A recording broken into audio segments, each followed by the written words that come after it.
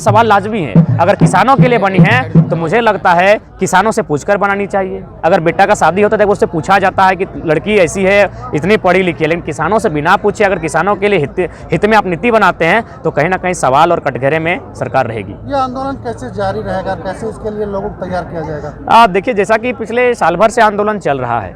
आंदोलन जब आगाज हुआ था तो हम लोग भाषा की बात कर रहे थे, नो एग्जामिनेशन की बात कर रहे थे, युवाओं की बात कर रहे थे, लेकिन जैसे जैसे आंदोलन बढ़ा इसमें किसान भी आएंगे और राज्य के जो भी ज्वलंत मुद्दे हैं जिनसे हमारा राज्य ज्वलंत हो रहा है, उन मुद्दों को शांत कैसे हो उन पर हम लोग अपनी राय को सजेस्ट करेंगे और साथ ही साथ लोगों को जागरूक भी करेंगे, क्योंकि लोकतंत्र का अर्थ ही है सरकार में अगर आपको दबाव डालना है तो उसके लिए जनता की जानकारी, जनता की भागीदारी होनी चाहिए। झारखंड में कोई चीज़ भी पाने के लिए अब आंदोलन की आवश्यकता पड़ रही है, ऐसे क्यों? इसका प्रमुख कारण है यहाँ के जो पॉलिटिकल पर्सन हैं उनकी उदासीन राजनीति। वे उदास है, राजनीति को लेकर वे उदास इसलिए भी हैं क्योंकि जैसा कि स्रोत कहते हैं कि बहुत सारे जो हमारे विधायक सांसद हैं उनका बेटा किसी का इटली में है, तो किसी का मलेशिया में है, तो किसी का अन्य देशों में जाके पढ़ाई करता है या फिर वहाँ जो भी अपना एक्टिविटी कर रहा है, तो इसलिए वे राजनीति को लेकर उदासीन है क्योंकि उनको जनता के जो सुख दुख है उसका कोई अर्थ नहीं है। दूसरी बात जो है, एक बाढ़ अन्य राज्यों के जो बहुत बड़ी आबादी यहाँ के प्रवेश की है। सबसे पहला बात, हम कभी राज्य में भेद की बात नहीं कहे हैं। हमने वही कहा कि जिस प्रकार हमारे लोग तमिलनाडु, तेलंगाना, महाराष्ट्र, गुजरात में मजदूरी करने जाते हैं, कमाते हैं, फिर वापस अपने राज्यों में आकर अपना घर, अपने परिवार को विकसित करते हैं, ये नियम पूरे राज्य में होना चाहिए।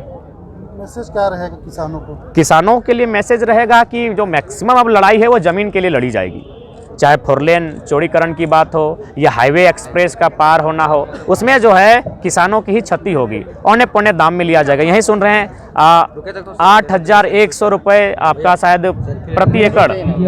समझ सकते हैं मैंने कितना दुखदाई स्थिति में आज हम लोग हैं।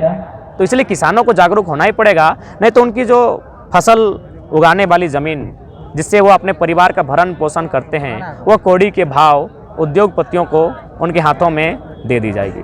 विधानसभा में भी क्या किसानों को बेटा को जाना चाहिए? निश्चय ही जाना चाहिए। किसान के बेटे जाते भी हैं, लेकिन जब वहाँ जाते हैं तो उनकी मोनोपोली बदल जाती है। आज देश के बहुत गौरवशाली दिवस है किसान दिवस।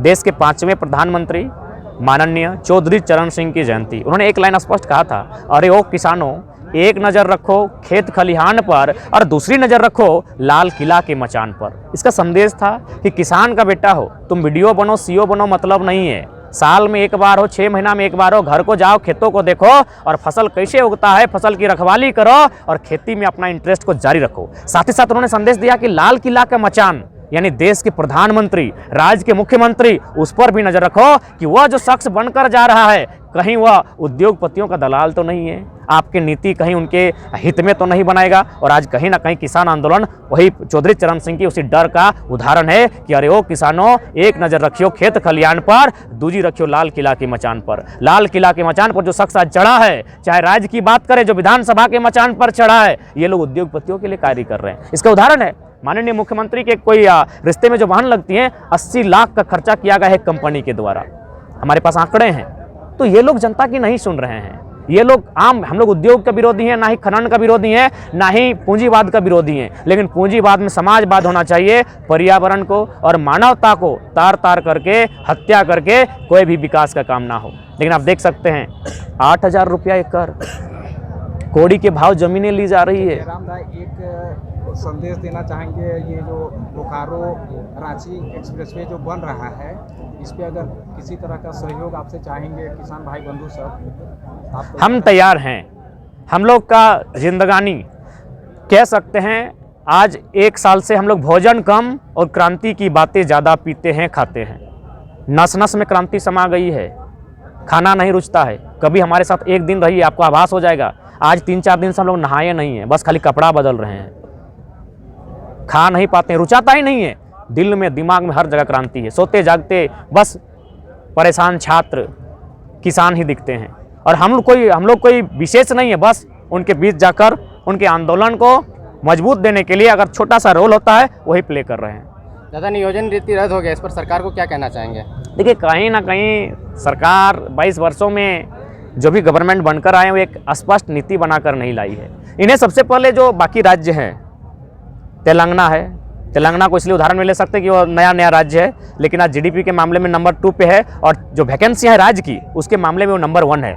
उसने किस प्रकार नीति बनाई जो आज पूरा राज्य की वैकेंसियाँ, 3rd और 4th की तो बात ही मत कीजिए, वहाँ पूरी राज्य की वैकेंसियाँ तेलंगाना वालों के लिए सुरक्षित हो गई है। युवाओं के लिए क्या संदेश हो, तैयारी करेगा या रोड में उतरेगा?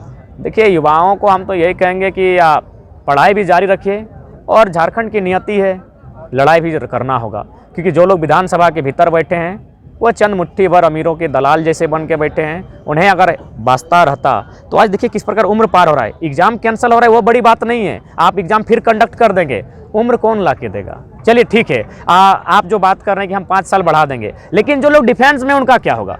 चलिए ठीक है, थोड़ा देर के लिए हम मानते हैं कि जो लोग तकनीकली पढ़ाई कर रहे हैं, जो लोग टीचर बनने के लिए 5 साल उनके लिए एक राहत लेके आएगा, लेकिन जो लोग दौड़ते हैं, जो 5 फीट का लॉन्ग जंप और 16 फीट का 16 फीट का लॉन्ग जंप और 5 फीट का हाई जंप, और आपका 1600 मीटर की तैयारी 5 मिनट में करते हैं, उनका 5 साल में क्या रिजल्ट होगा? हम अपनी बात बता रहे हैं, हम भी एक अच्छे रनर रह चुके हैं, लगभग 19 फीट मेरा अधिकतम लॉन्ग जंप रहा है, और लगभग 4.5 फीट मेरा हाई जंप रहा है। आज हम नहीं कर सकते, 4 के लिए हमको स्ट्रगल करना होगा। ये कंडीशन तमाम उन अभ्यर्थियों का है जो डिफेंस की तैयारी करते हैं। उनके लिए आपके पास क्या विजन है? उनकी उम्र की सीमा आप कैसे बढ़ाएंगे? उम्र की सीमा बढ़ा सकते हैं, उनको 5 फीट की लॉन्ग जंप और मैंने हाई जंप नहीं करवा सकते हैं। इसीलिए छात्रों के भविष्य से ना खेलें, उनके भविष्य को अंधकार में लेकर ना जाएं, और स्पष्ट है खतियान आधारित स्थानीय नीति और उसके तर्ज पर नियोजन नीति बनाएं, या फिर आप बैठें, जो जितने विधानसभा के भीतर हुक्मरान है वो बैठें और एक ऐसी पॉलिसी बनाएं जिससे अन्य राज्यों के छात्रों को एक बैरियर लगे, और झारखंडी जो छात्र हैं